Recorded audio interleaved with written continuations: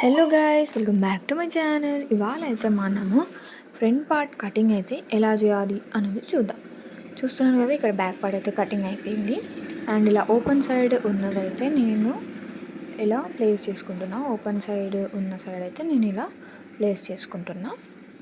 దాని తర్వాత ఈ ప్లేసింగ్ కూడా చూసారు కదా, నేను ఇలా క్రాస్గా అయితే ప్లేస్ చేశాను. అలాగే క్రాస్గా అనేది మీరు కూడా ప్లేస్ చేసుకోండి. ఎందుకంటే ఇదైతే క్రాస్ బ్లౌజ్ కాబట్టి కొందరు స్ట్రైట్ బ్లౌజ్ వేసుకుంటారు, కొందరు సైజ్ బ్లౌజ్ వేసుకుంటారు. ఇక్కడ మన క్రాస్ బ్లౌజా స్ట్రైట్ బ్లౌజా అని ఎలా తెలుస్తుంది అనేది నేను ఇక్కడ చూపిస్తున్నా. చూసారు కూడా, ఇలా బ్లౌజ్ని కింద టక్స్ అండ్ పైన సైడ్ భుజం దగ్గర పట్టుకొని లాగితే మనకైతే క్రాస్గా ఇలా స్ట్రెచ్ అవుతుంది అనమాట, ఎక్కువగా స్ట్రెచ్ అవుతుంది. అలా అయితే క్రాస్ బ్లౌజ్ అన్నట్టు. లేదా స్ట్రెచ్ అవ్వట్లేదు, అలానే ఉంటుంది, ఎలా ఉంది అలానే ఉంది అంటే మాత్రం స్ట్రైట్ కట్ బ్లౌజ్ అన్నట్టు. ఇక్కడ నేను సేమ్ ఎలా ఉందో అలా అయితే గీసేసుకుంటున్నా ఫస్ట్ అయితే. దాని తర్వాత మార్కింగ్ అనేది చేస్తాను. ఎలా మార్కింగ్ చేస్తాను అనేది కూడా ఈ వీడియో ఎండ్ వరకు చూసి అర్థమైందో లేదా నాకైతే ఒక కామెంట్ అయితే చేసేయండి. మీకు ఒకవేళ అర్థం కాకపోతే మళ్ళీ నేను ఇంకొక వీడియో చేయడానికి ట్రై చేస్తాను. అండ్ ఇక్కడ మార్కింగ్ అంతా అయిపోయిన తర్వాత బ్లౌజ్ పీస్ అయితే తీసేసాను. వెనక సైడ్ బ్లౌజ్ పీస్ అయితే తీసేసిన తర్వాత ఇక్కడ చూస్తున్నాను కదా, ఉక్స్ పట్టీ అయితే నేనైతే తీసుకుంటున్నా. ఫోర్త్ ఉక్స్ పట్టీ అయితే తీసుకున్నాను. చూసారు కదా, ఫోర్త్ 1 2 3 4 ఫోర్త్ 1ని ఇక్కడ ప్లేస్ చేసుకుంటున్నా. ఎక్కడ నెక్ దగ్గర మనం అయితే మార్కింగ్ చేసాం కదా, అక్కడ ప్లేస్ చేసుకొని కింది సైడ్ మార్కింగ్ అనేది చేస్తున్నా. కింది సైడ్ ఎక్కడ అంటే చూసారు కదా, ఫస్ట్ నెక్ అయితే నేను చూసుకుంటున్నా. నెక్ కూడా ఇలా చూసుకొని పైన ఒక 1/2 ఇంచ్ వదిలేసి చూసుకోవాలి. చూసుకున్న తర్వాత ఇక్కడ ఫోర్త్ హుక్స్ దగ్గర ఒక మార్కింగ్ అనేది చేసుకుంటున్నా, హుక్స్ పట్టి దగ్గర అంటే నెక్ దగ్గర. దాని తర్వాత ఇక్కడ భుజం దగ్గర పట్టుకొని ఇలా లాగితే మనకు ఒక మార్కింగ్ అనేది వస్తుంది. ఆ మార్కింగ్ని నేనైతే ఇక్కడ మార్క్ చేసుకున్నా. దాని తర్వాత ఇంకా ఈ లాస్ట్ సైడ్ అంటే ఇప్పుడు మనం ఫస్ట్ ఒకసారి తీసుకున్నాం కదా సంక డౌన్ దగ్గర నుంచి అని, అప్పుడు అక్క దగ్గర నుంచి కొంచెం ఒక 1/2 ఇంచ్ పైకి పెట్టుకోవాలి. పైకి పెట్టుకొని ఇలా క్రాస్గా మార్కింగ్ అనేది అన్నీ చేసుకుంటూ వెళ్ళిపోవాలి.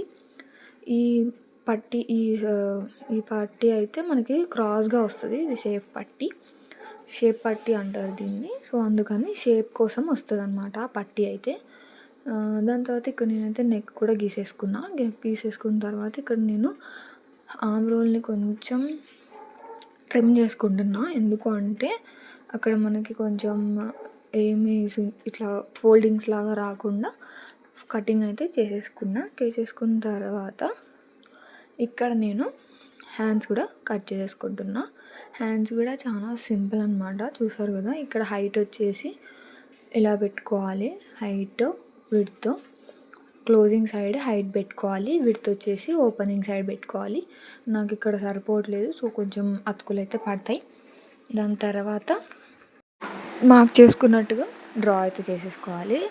ఇలా క్రాస్గా చేసుకున్న తర్వాత ఇంకా మనం కటింగ్ అయితే చేసేసుకోవచ్చు. ఇక్కడ చూస్తాను కదా, నేను ఎక్స్ప్లెయిన్ చేస్తున్నా అసలు ఎట్లా కట్ చేసినా అని చెప్పేసి.